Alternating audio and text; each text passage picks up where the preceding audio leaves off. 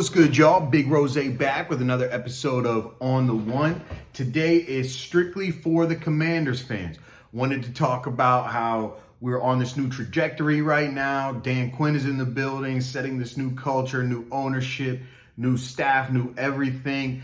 But on the other hand, we've still got this stench on us from Dan Snyder in the past 25 years and how horrible it's been. Just bullshit season after bullshit season. But first, wanted to talk about Dan Quinn. Big shouts out to this guy. When he said he was bringing in a new culture, a new way of doing things, he was not kidding. And to speak to that, Jayden Daniels, our linebacker, taking snaps at pass rusher, Emmanuel Forbes taking snaps at punt returner, kick returner. So when Ron Rivera was here, it did not matter that A.J. Brown was going 9 for 175 and 2 touchdowns on Emmanuel Forbes, just spanking this guy all the way down the field.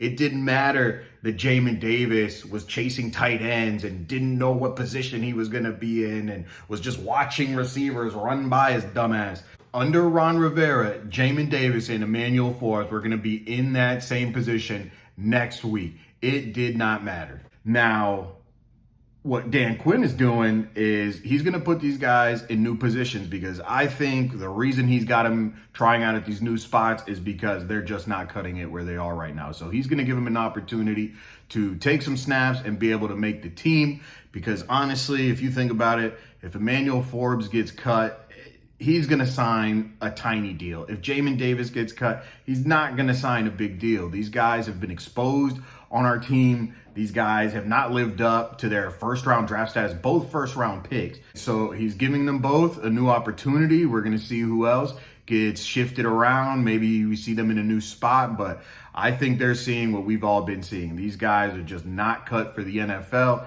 and he's going to give them an opportunity to try it somewhere else. So much respect to Dan Quinn. When he said he was going to come in and change things, he was not kidding.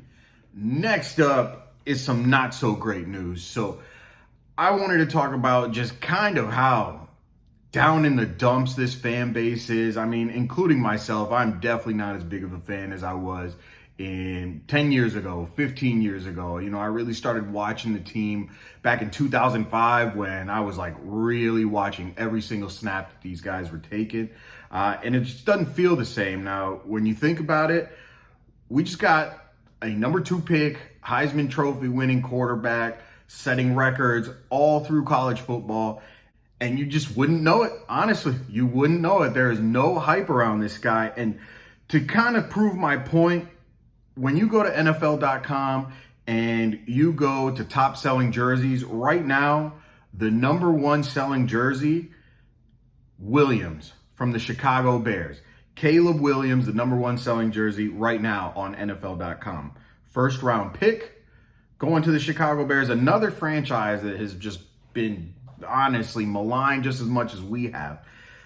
But they've got faith. They've got this huge buzz around him. Now, when you're looking for Jayden Daniels, you've got to go past Barkley's jersey with the Eagles. Okay, fine. You've got to go past C.J. Stroud, obviously. What really hurts is you've got to go past J.J. McCarthy's number 9 jersey for the Vikings to get all the way down to Jayden Daniels. Now, when you compare this to 2012, when we had Robert Griffin III, this is just a quote from Bleacher Report. The rookie quarterback's number 10 jersey has sold more than any other player in a single season since the NFL started keeping track 6 years ago. This is from 2012.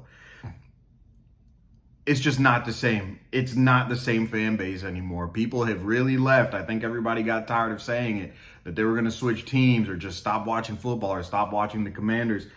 It happened. Jayden Daniels is not selling as much as J.J. McCarthy. I mean, it's honestly an embarrassment. But I think, and me, look at this. This lanyard I have had since probably 2011. They don't even make them like this anymore, okay? You only get the Velcro ones. Once we lost to fucking Danny DeVito, it was a wrap. I took that shit off. I couldn't bear it anymore. I couldn't wear these colors proud, honestly. So I don't blame the fans for where they're at right now. I don't blame them for how they feel or for not buying jerseys, because honestly, I'm not buying jerseys either. I told myself a long time ago I wouldn't. The only reason I go to the games is because my buddies reach out to me and want me to go. But, you know, if it was up to me, I wouldn't even have this on, right? I would never spend my money on this. It's just a shame where we are. But, you know, to clarify as well, these numbers for Robert Griffin III's jersey back in 2012 was for the fiscal year from April 1st to March 31st of the following year. Now, what's pretty crazy is actually when they did this report where he was already the highest selling jersey, he still had 3 months to go in the fiscal year. So I'm sure those numbers were ridiculous.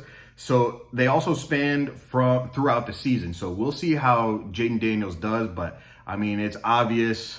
If you're a Redskins fan in 2012, the buzz was just electric. I go back through my Facebook memories, and honestly, 2012 was me commenting nothing but how much I was waiting to go see Robert Griffin III.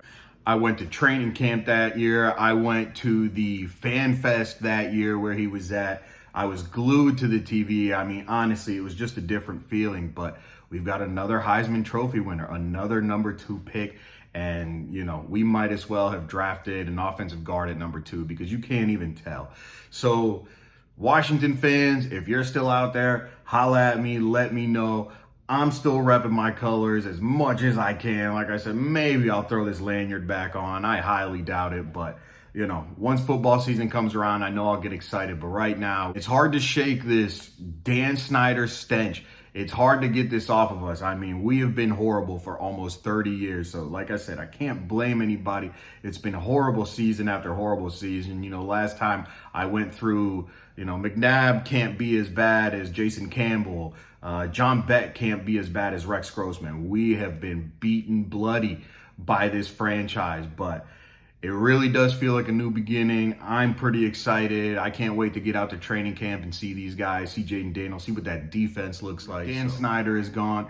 Brand new culture here. You can tell these people care. You can see what Dan Quinn is doing out at training camp or out at OTAs. You know, let's get hyped. Let's give these guys a chance. I know we've said this a million times before as Skins fan, but it really does feel different this time. Can't wait to see him. Let me know what y'all think.